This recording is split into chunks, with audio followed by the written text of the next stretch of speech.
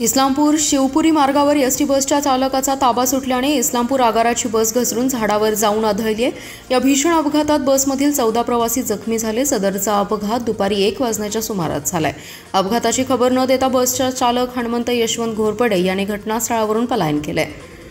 अपघातात हर्षवर्धन सुरेश कांबळे, रोहिणी हर्षवर्धन कांबळे, लकव्वा बसाप्पा पुजारी, बबन शंकर खांबे, अंजली गणपती जाधव, दस्तगीर गुलाब तांबोळी, अधिकराव रामचंद्र जगदाळे, प्रियंका शशिकांत कांबळे, अस्मा समीर शेख, जोया समीर शेख अशी जखमींची नावे त्यांच्यावर उपजिल्हा रुग्णालयात उपचार करण्यात आलेत। इस्लामपूर आगाराची बस इस्लामपूरहून कोडोलीला निघाली होती।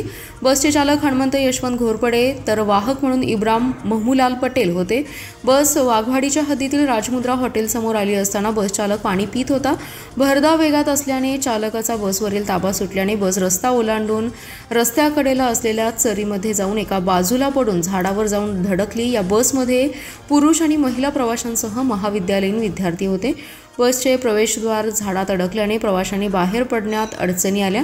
बसमधील प्रवाशांनी जीवाच्या आकांताने आरडाओरडा सुरू केला। रस्त्यावरून ये जा करणाऱ्या वाहनधारकांनी थांबून मदत कार्य राबवले।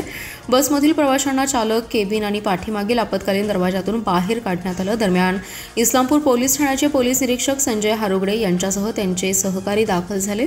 इस्लामपूर आगाराचे अधिकारी घटनास्थळी पोहोचले। लोकांनी तातडीने वेगवेगळ्या रुग्णवाहिका बोलावून घेऊन जखमी प्रवाशांना उपचारासाठी हलवले।